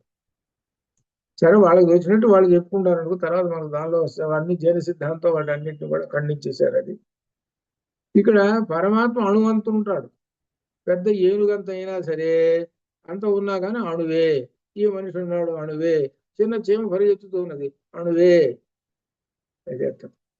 ఆ పరమాత్మ ఎప్పుడు చూసినా కానీ అంతే. ఆ పరమాత్మకు ఆ ఒక్క అణువంతా ఉన్నటువంటి ఆ పరమాత్మ సర్వభూతస్థం ఆత్మానం. సర్వ అనే మాట వేశాడు అంటే ఏంటనమాట, అన్నిటి దేన్ని వదిలిపెట్టలేదు. సర్వశబ్దాల్లో వస్తుంది అనమాట. అన్ని సమస్తమైనటువంటి ప్రాణులలో ఉన్నాడు అని ఆ ఉన్నటువంటి ఆ పరమాత్మని యోగయుక్తాత్మ, యోగంలో ఉండేటువంటి వాడు దర్శనం చేసుకుంటూ ఉంటుంటాడు అని మనం చూస్తుంటుంటే కొంతమంది జాగ్రత్తగా బాగా చక్కగా పాట పాడుతున్నదండి ఆమె. పాట పాడుతుంటే చూస్తున్నాం, అబ్బా ఎంత బాగా పాడుతున్నది, ఎంత ఇదిగా, ఎంత లయమైపోతున్నది ఆ గానంలో అనిపిస్తుంటుంది. కొంతమంది ఆ టెమిలియన్స్ లో ఉన్నది ఆమె పేరు, భలే పాడు అని ఏమనిపిస్తుంటుంది అంటే, మామూలు ఉన్నటువంటి వాళ్ళు బాగా పాడుతున్నది, ఇంకా చాలా 4 సార్లు వినాలి అనేటువంటిది అనిపిస్తుంది. ఈ జ్ఞానయుక్తాత్మ ఉన్నటువంటి వాడు ఉన్నాడే, లోపల చైతన్యం అనేటువంటి అణువంతు ఉన్నాడే, అణువంతు ఉన్నటువంటి పరమాత్మ వాడుతున్నాడు రా. మామూలుగా ఉన్నప్పుడు ఎలా ఉంటుంది ఆ మనిషి? మామూలుగా ఉంటుంది, మన ఎట్లున్నారు అట్లే ఉంటారు. మామూలుగా ఉన్నప్పుడు ఎట్లుంటారు? ఇట్లే ఉంటారు. మనం ఎట్లున్నట్టే ఉంటారు. మన అన్నం తిన్నట్టు అట్ట తిన్నట్టు ఎట్టుంటారు అట్లా నిద్రపోతే అన్ని మామూలే. ఇప్పుడు ఎట్లా చైతన్యం కనపడుతున్నది ఆ మనిషిలో? ఆ మనిషిలో ఉన్నటువంటి చైతన్యం ఎక్కడి నుంచి వచ్చింది? లోపల పరమాత్మ ఆయన చేస్తున్నాడు ఇదంతా. కానీ మనిషి మాత్రం పైకి రూపం మాత్రం బాగా వాడుతున్నది అని అనిపిస్తుంటుంది. సుధా రంగనాథన్ అని ఆమె పేరు ఏదో ఉన్నది అనమాట. ఆమె తమిళేను. అట్లా ఇప్పుడు ఒక ఇద్దరు ముగ్గురు నాకు బాగుపడతారు. ఏమనిపిస్తుంటే మనం గమనిస్తుంటుంటే లోపల ఉన్నటువంటి పరమాత్మ యొక్క చైతన్యము ఎంతమందికి అమృతాన్ని ఇస్తున్నాడో చూసుకోండి అని అనిపిస్తుంది. అంతే కదా మరి. అది అలానే అదేనమాట. అది ఏమిటి దానిలో ఉండేటువంటిది? ఈ పరమాత్మ ఏం చేస్తున్నాడు అనమాట, లోపల ఆయన లోపల కూర్చొని తన యొక్క శక్తి మొత్తాన్ని ఏం చేస్తున్నాడు అనమాట, ఈ శరీరాన్ని ఉపయోగించుకుంటూ ఈ శిరస్సు ఉంది కదా, దీని ద్వారా అంటే అర్థం ఏమిటి? పరాపశ్యంతి మధ్యమ వైఖరి అనేటువంటి రూపం ద్వారా ఎంత క్షణంలో వచ్చేస్తున్నది కదా ఆ సంగీతం. అది అట్లా ఆ విధంగా అనమాట మనకి అలా ఆలోచిస్తాడు. ఏది? ఈ జ్ఞానపరమైనటువంటి వాడు ఆ మనిషిలో ఉన్న చైతన్యం ఆ పరమాత్మకు నమస్కారం అండి అని అనుకుంటాడు. అది గొప్ప విశేషమైనది. అలానే వేదాలు చదువుతుంటారు స్వరయుక్తంగా. అబ్బో ఏం చదువుతుంటారు బాబు, 2 గంటలు 3 గంటలు. లోపల నుంచి వస్తున్నాయి. ఎలా వస్తున్నాయి అబ్బా ఇవి? ఎక్కడ దాక్కున్నాయి ఇవి? నిద్రపోతున్నాడు, బాగా నిద్రపోతున్నాడు, అప్పుడు ఎక్కడ దాక్కున్నాయి ఇవన్నీ అని అనిపిస్తుంది. అది ఆ పరమాత్మ యొక్క చైతన్యం అంత గొప్ప విశేషమైనటువంటిది అనమాట. అని ఆ నిర్గుణ పరబ్రహ్మమే ఉన్నది అట ఆయన సంగతి అనమాట. ఇంకా అట్లనే యోమా పశ్యతి సర్వత్రా సర్వంచమై పశ్యతి తస్యాహం న ప్రణశ్యామి తస్మే న ప్రణశ్యతి భగవద్గీతలో చెబుతాం. ఎవరైతే ఇట్లా ఈ విధంగా నన్ను అని మనం చూస్తూ వాళ్ళని ఆ చైతన్యాన్ని, నిర్గుణ పరబ్రహ్మ చైతన్యం చూస్తున్నాను చూసావు, ఆ చైతన్యాన్ని దర్శనం చేసుకుంటున్నాడే, ఆ దర్శనం చేసుకునేటువంటి వాడు ఉన్నాడే నాలో ఉంటాడు, వాడు ఎప్పుడు నశించడు అని అర్థం. అందుకని ఏంటంటే మనం సర్వత్ర సమదర్శన, సర్వత్ర అన్ని చోట్ల పరమాత్మ ఉన్నాడు. పరమాత్మ యొక్క వివిధమైనటువంటి ఈ చైతన్యాలు మనం దర్శనం చేసుకుంటున్నాం. ఇక్కడ ఈ విధంగా కనబడుతున్నది కదా పరమాత్మ యొక్క విశేషం. కాస్త దూరం వెళ్ళిపోతారు వీళ్ళు. ఎవరు? ఆత్మతత్వంలో ఉన్నటువంటి వాళ్ళు. అది ఆత్మతత్వం లేనటువంటి వాళ్ళు, తెలియనటువంటి వాళ్ళు బాగానే ఉన్నది అని అనుకుంటారు. కాసేపు వింటారు. ఈ భగవత్ స్వరూపం అనేటువంటి ఈ మాటను మాత్రం తలుచుకోరు వాళ్ళు. ఇదంతా భగవత్ స్వరూపం అనేటువంటిది అర్థం చేసుకోరు వాళ్ళు. అంత విశేషం అనమాట. ఆ పరమాత్మ యొక్క విశేషమైనది ఆ చైతన్యం. ఇదంతా అర్థం చేసుకోవాలంటే కొంత ధ్యానయోగం అనేటువంటిది ఉండాలి. ఆ నిర్గుణ పరబ్రహ్మ నిరాకారమైనటువంటి ఆ నిర్గుణ పరబ్రహ్మాన్ని అర్థం చేసి శాంత అనేటువంటి మాట ఇంకోటి వస్తున్నది. ఈ శాంత దగ్గర నుంచి ఇంకా మనకి రేపు ఇవాళ మళ్ళీ వచ్చి శనివారమే కదా, ఇంకా 2 క్లాసులు పడుతుంది. అంతవరకు శుభం భూయాత్. ఓం పూర్ణమదః పూర్ణమిదం పూర్ణాత్ పూర్ణముదచ్యతే పూర్ణస్య పూర్ణమాదాయ పూర్ణమేవావశిష్యతే. అసతో మా సద్గమయ తమసో మా జ్యోతిర్గమృత్యోర్మా మృతంగమయ. ఓం శాంతి శాంతి. శుభం భూయాత్.